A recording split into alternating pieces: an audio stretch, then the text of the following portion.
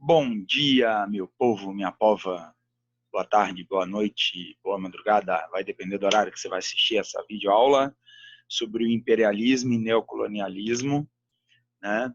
Se a gente fosse definir imperialismo e neocolonialismo, a gente colocaria aí como a dominação de vastas áreas do planeta por nações industrializadas, via de regra, nações europeias, mas você também vai ter Estados Unidos aqui na América, atuação do Japão na Ásia, em menor número, né, em menor intensidade, mas você também poderia estar colocando o Japão também no rol desses países, tá, ok? Rússia e tudo mais. Rodrigo, o neocolonialismo e imperialismo. Primeiro detalhe, eles são diferentes, tá ok? Depois eu vou mostrar para vocês a diferença de imperialismo e neocolonialismo, né? Aonde essas duas políticas de exploração, de dominação ocorreram? Com mais intensidade na África e na Ásia, de forma de ocupação, de colonização efetivamente. A gente vai ver depois, né? Colônias de enraizamento, colônias de enquadramento e tudo mais. E na América, o imperialismo informal, mas de forma indireta, de forma informal, de forma mais discreta, com uma dominação econômica e política, que nós também vamos falar. Por quê? Por que esse imperialismo, por que esse neocolonialismo ele acontece? Bom, primeiro detalhezinho. Ele começa ao longo do século XIX, né, e continua ao longo do século XX, durante um determinado período. Esse aí vai ser o recorte temporal cronológico nosso, século XIX, meados do século XIX, Conferência de Berlim, 1880 alguma coisinha, até a Segunda Guerra Mundial, né? Os motivos, as causas, as justificativas para esses movimentos. Primeiro, o de sempre, busca de matérias-primas. Você chega no século XIX, você tem potências industrializadas que querem aumentar ainda mais o seu poder industrial e suas matérias-primas já não atendem, dentro dos seus territórios, a matéria-prima já não atende mais suas necessidades industriais. Então, nós vamos buscar em outras áreas do globo a justificativa de que ninguém é dono dos recursos se não tem a capacidade de explorá-lo. Você imaginar assim, eu não tenho culpa que a África tem muito ouro, mas não tem tecnologia para retirar e extrair todo esse ouro. Então, se ela não tem a capacidade, se ela não tem condições de explorar e extrair esse ouro, eu, como uma nação industrializada, civilizada, tenho o direito de ir lá e pegar esse ouro para mim. O atraso cultural e tecnológico deles não pode me prejudicar. Isso não é justo. Então, eles buscam matéria-prima, né? Eles buscam mercado consumidor. Mercado consumidor, a partir do século XIX, ele vai buscar se expandir ainda mais para além das fronteiras da Europa e da América do Norte, né? Buscando a África, a Ásia, a América Latina. Então, isso é muito importante. Você não vai só em busca de matéria-prima, você vai em busca também de quem vai produzir essa matéria-prima e vai consumir esses produtos que você produz com essa matéria-prima. É mais ou menos a ideia assim. Você produz a laranja para os Estados Unidos, vende a laranja para os Estados Unidos e aí eles te vendem o suco da laranja. É mais ou menos uma coisa assim, né? Acomodação de um excedente populacional. A gente coloca isso até como um fator secundário, mas ele é muito importante. É você imaginar que, principalmente nos países europeus, você vai ter alguns estados da Europa que vão estar com um excedente de população, e esse excedente de população muitas vezes começam a causar problemas, convulsões sociais. Eles começam a se revoltar, eles começam a se rebelar, e aí o que vai acontecer? São grupos pobres, proletariado, sem terra, sem emprego, desempregados, que começam a abraçar muitas vezes movimentos radicais como socialismo, comunismo. Então a gente precisa tirar esses caras daqui de dentro da Inglaterra, a gente precisa tirar essas pessoas daqui de dentro da França e levar para outro lugar do planeta, afastar do centro do poder do país, para não ficar dando problema para a gente. Então, vamos levar esse pessoal lá para a África, vamos levar esse pessoal para a Ásia, vamos mandar esse povo para a América. Né? Um outro fator que também acaba sendo um fator meio que secundário vai ser a busca por uma estrutura de bases estratégicas. É você imaginar que esses países já começam a pensar em ocupar áreas que lhes dê condições estratégicas de dominar o globo. Montar uma base militar aqui, uma base militar acolá, ganhar o mercado consumidor dali, ganhar o mercado consumidor de cá e de lá. Então, eles buscam áreas estratégicas para montar os seus impérios. Isso também é um fator secundário, mas também é muito importante. Um outro fator que eles usam muito, e esse aqui seria cômico se não fosse trágico, a justificativa da missão civilizadora. É quando Spencer fala no darwinismo social. O que é esse darwinismo social? As nossas nações evoluíram, as nossas nações prosperaram. Então é justo que nós agora possamos levar para as nações, para as civilizações atrasadas, um pouco da nossa civilização. Então a gente está indo para a África e para a Ásia, não para explorar, não. Nós vamos para ocupar e civilizar, levar a luz, levar o conhecimento, levar o desenvolvimento e a prosperidade. Se no século XV e XVI era uma missão de catequização e salvar a alma, né, para ganhar o reino dos céus, agora a missão é de civilizar, de levar conhecimento, cultura, saber. Uma missão humanitária. Essa foi a justificativa assim, mais forte para tentar dizer para o povo por que eles tinham que ir para a África, para uma terra nova e abandonar a sua pátria. Você não está indo se sacrificar, eu não estou te expulsando. Você está indo fazer uma missão honrosa, humanitária. Você vai civilizar um povo sem cultura. Olha o que o Kipling diz na fala dele, lá no século XIX. Olha que lindo isso. Assumir o fardo do homem branco. Olha, assumir o fardo do homem branco. Enviai os melhores dos vossos filhos. Condenai vossos filhos ao exílio, para que sejam servidores. É lindo isso. Servidores dos seus cativos. Homem branco, vai para lá, ocupa, explora, tira tudo que eles têm, escraviza, mas você não vai como dominador. Você vai como um servo de quem você está dominando, que você está levando civilização para ele. A gente percebe muito bem essa civilização numa imagem aqui, né? Numa imagem como essa que a gente está vendo aqui. Tá legal? E aí, esse imperialismo, quando a gente fala imperialismo de uma única forma, esse imperialismo ele podia ser de dois tipos. Você podia ter o tradicional imperialismo que a gente mais comenta, que é o imperialismo informal, que era uma dominação indireta, através, muitas vezes, de uma dependência econômica. Eu vou emprestando dinheiro, e fazendo com que essa nação devedora fique dependente de mim e faça tudo o que eu quero. É o que, por exemplo, a Inglaterra fez com o Brasil no século XIX, início do século XX, depois os Estados Unidos entrou nessa brincadeira, e assim vai. Né? Esse tipo de imperialismo informal foi sobretudo praticado pelos europeus e principalmente pela Inglaterra aqui na América Latina. Depois, ao longo do século XIX e o século XX, eles vão perdendo espaço para os Estados Unidos. Então, o imperialismo informal tem a ver com economia, endividamento, segurar o indivíduo pela dívida que ele tem comigo. Tá? É uma forma indireta. Você sabe que você tem que fazer o que o outro manda, não porque ele está aqui te pressionando ou porque ele está indicando o seu governador, mas porque você deve a ele. E se você não faz o que ele está te pedindo, ele vai te cobrar uma dívida que você não tem como pagar. Então é melhor obedecer. Dentro do imperialismo, existe o chamado imperialismo formal. Olha só, esse aqui é informal. Ele é indireto.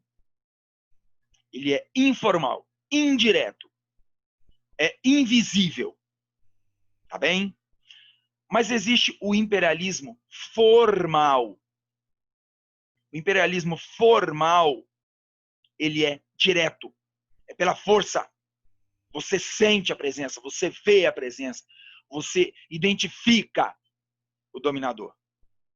Esse imperialismo formal, ele comumente, historicamente, ele é chamado de neocolonialismo. Então, observem, imperialismo puro e simples é diferente de neocolonialismo.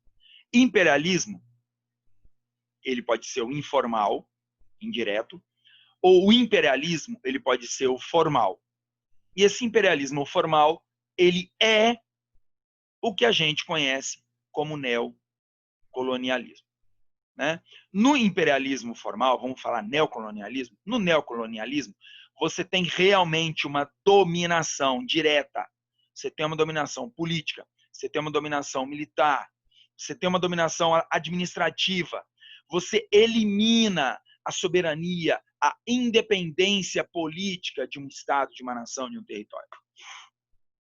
E ele foi esse tipo de neocolonialismo, vamos falar só assim agora para não confundir vocês, esse tipo de neocolonialismo, ele foi praticado efetivamente na Ásia, África e Oceania.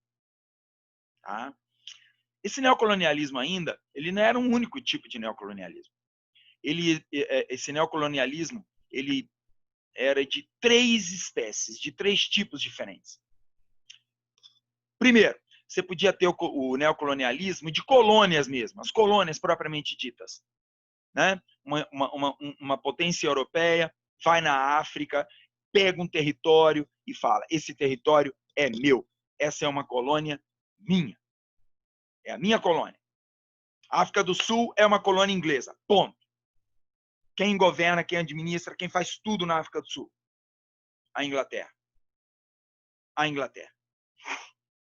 Tá? E dentro dessas colônias de ocupação, de fato, elas ainda podiam ser de 2 tipos.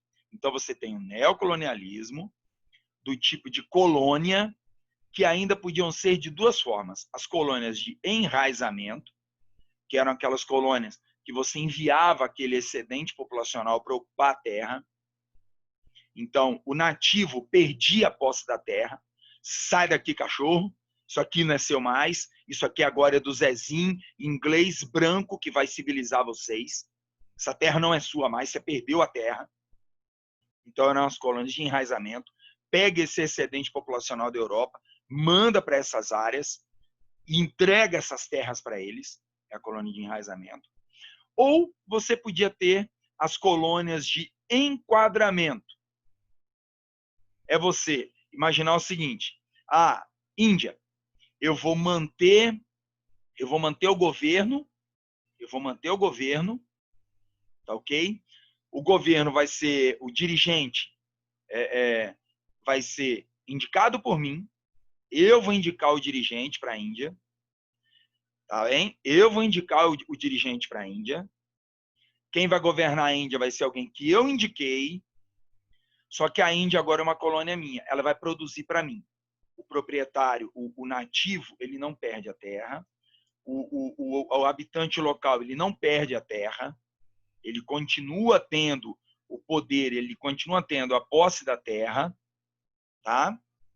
Só que ele vive, trabalha e obedece às leis que eu, pelo governante que eu indiquei, determino. Então, enraizamento. Perdeu o Playboy. Vaza. No seu lugar, eu vou colocar gente da metrópole. Enquadramento. O Rodrigo vai ser o governante da Índia que eu indiquei, Inglaterra. Aí o Rodrigo vira e fala: pessoas, vida que segue, normal. A única diferença, vocês vão fazer tudo agora que eu mandar. E eu só mando aquilo que a Inglaterra quer. Então, são as colônias de enquadramento. Você ainda podia ter as chamadas colônias do tipo protetorado. O que era uma colônia do tipo de protetorado? É mais ou menos o que, vou dar um exemplo mais atual, é mais ou menos o que os Estados Unidos fez no Iraque. No Iraque. Ele deixou o Iraque, foi lá, ganhou a guerra, tirou Saddam Hussein do poder, e aí falou, Iraque, agora vocês vão fazer uma eleição, vão eleger o seu próprio governante.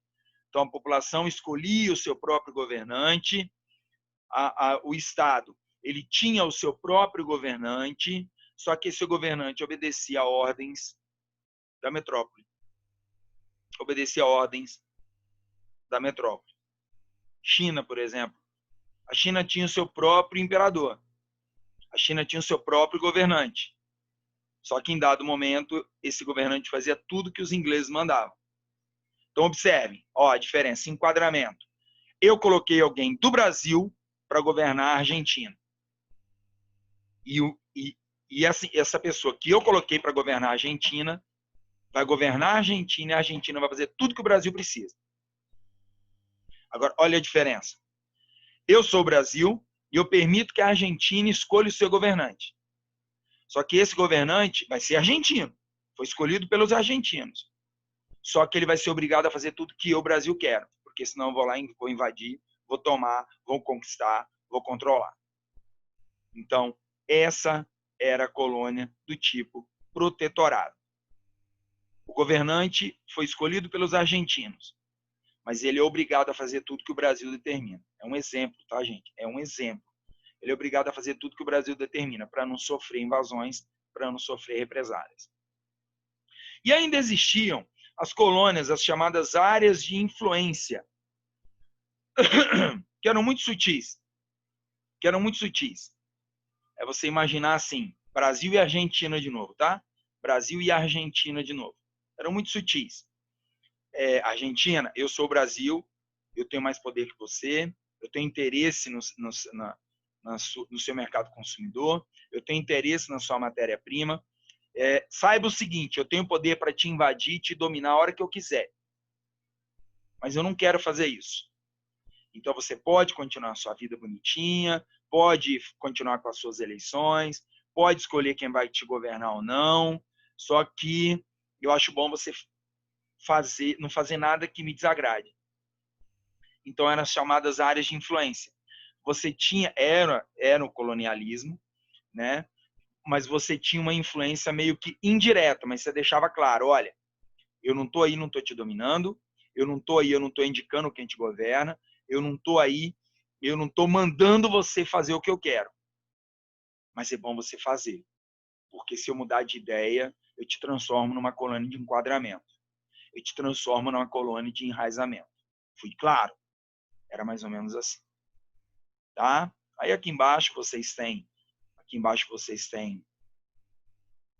as definições, né, de uma colônia de enquadramento, de uma colônia de enraizamento, e fica melhor, dá para explicar melhor, vocês conseguem enxergar melhor, vocês conseguem ver melhor o que eu quis dizer para vocês. Né?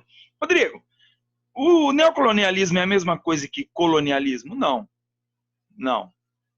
Só é no sentido mesmo de, muitas vezes, da posse da terra. Só é, muitas vezes, no sentido da posse da terra. Do restante é tudo diferente. Ó. Colonialismo que a gente estudou do Brasil e Portugal foi entre o século XV ao século XVIII. Neocolonialismo, século XIX e início do século XX. Local, colonialismo, América. Neocolonialismo, África, Ásia e Oceania. Neocolonialismo, não estou falando em imperialismo não, tá? Neocolonialismo, ocupação do território. Lembra disso, ocupação do território. No colonialismo antigo, principal ideologia econômica era o mercantilismo estatal. A metrópole prendia suas colônias pelo pacto colonial, lembra? E no neocolonialismo, você tinha um monopólio capitalista apoiado pelo Estado. No colonialismo do século XV, o Estado é que explorava a colônia. No colonialismo do século XV, o Estado explorava a colônia. No neocolonialismo, é o capitalismo. São os grupos capitalistas que exploram as colônias com o apoio do Estado. No neocolonialismo, o Estado apoia a empreitada capitalista. Tá? No colonialismo antigo, o Estado tinha um monopólio comercial. No neocolonialismo, você tem aquela política da exportação de capitais.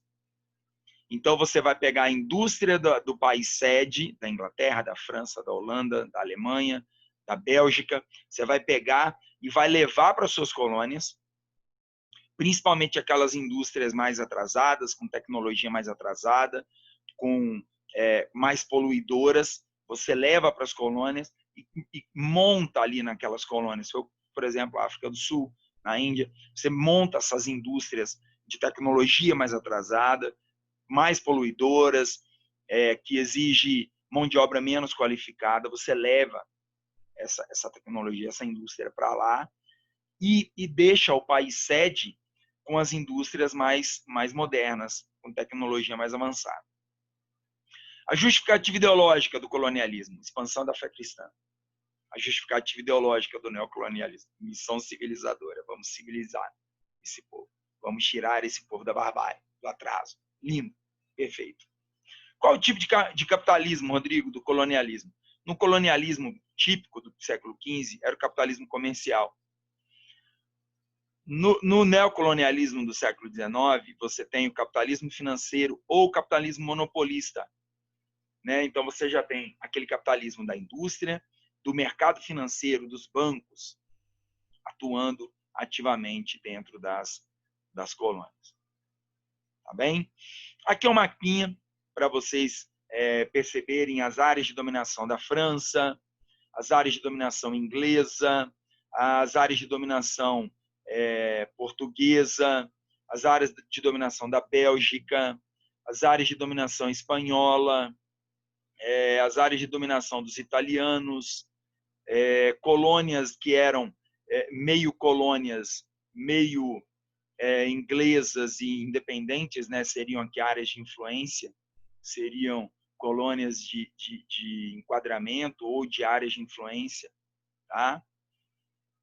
Aqui na Ásia é a mesma coisa, né? Vocês conseguem observar o mapa. Franceses, da Alemanha, da Rússia, da Bélgica, da Espanha, da Inglaterra, de Portugal, do Japão, dos Emirados e por aí vai, do Império Turco-Otomano, que está aqui tudo aqui, ó, do Império Turco-Otomano, né? E vocês vão seguir. Os principais impérios coloniais do século XIX, eram a Inglaterra e a França. A gente observa aqui, ó, as áreas de dominação dos ingleses ao longo de todo o globo, né? E as áreas de dominação francesa. Estima-se que no século XIX a Inglaterra ela chegou a dominar, olha bem, estima-se que no século XIX a Inglaterra ela chegou a controlar 1/3 de todas, 1/3 de todas as terras emersas, né? De todas as terras do planeta. Olha o tamanho da dominação inglesa no século XIX. Né? Os americanos entram nessa história? Entram. As áreas de atuação dos Estados Unidos foram mais na América e um pouco na região da Oceania. Né? Por uma política do presidente Theodore Roosevelt, que era o corolário rooseveltiano, que era a política mesmo do Big Stick, corolário na força, na imposição do seu ponto de vista. Então, Roosevelt, ele inicia o governo dele, aquela velha historinha, América para os americanos, linda, né? América para os americanos. Ela vai ser substituída e vai virar América para os americanos do norte. América é dos americanos. Doutrina Monroe, 1820, ela é lançada. Doutrina Monroe, América para os americanos, numa tentativa de tirar os europeus do controle da América. Europeus, vocês são da Europa, cuidem dos seus assuntos aí na Europa. Americanos, nós estamos na América. Então, a América e os assuntos da América são nossos. Essa doutrina Monroe da década de 20 do século XIX, ela vai ser substituída no final do século XIX pela política do Big Stick, ou grande porrete. Big Stick ou grande porrete. E aí ela ganha uma nova interpretação, uma nova leitura. América para os americanos do norte. A política do Big Stick era o seguinte: qualquer estado, qualquer território americano que não aceitasse a influência dos Estados Unidos porrete, porrada, apanhava. Ia sofrer intervenção militar, ia ser obrigado a fazer o que os Estados Unidos queria, por bem ou por mal, na marra. Rodrigo, mas o mundo deixava, esses países aceitavam. Não é uma questão do mundo deixar, dos países aceitarem. É uma questão que os Estados Unidos já tinham poder para fazer isso. Exemplo disso foi em Cuba, quando os Estados Unidos auxilia Cuba no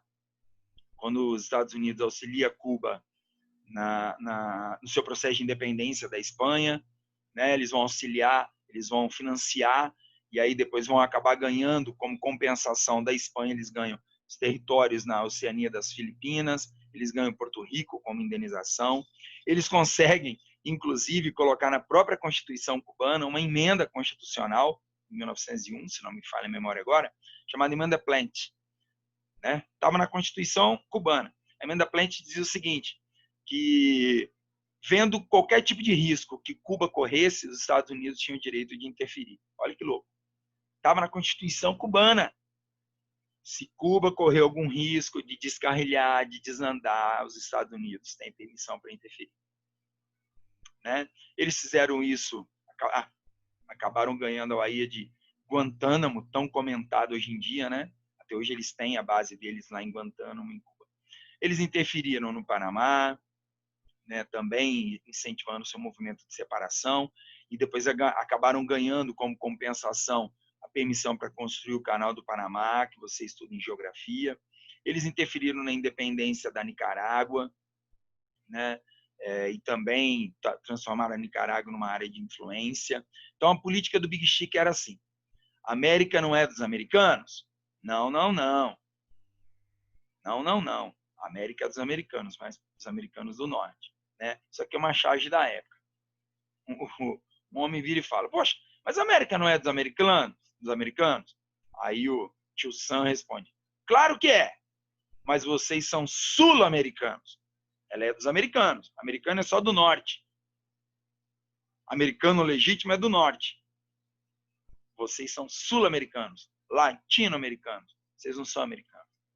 É mais ou menos assim a política do Big Chic.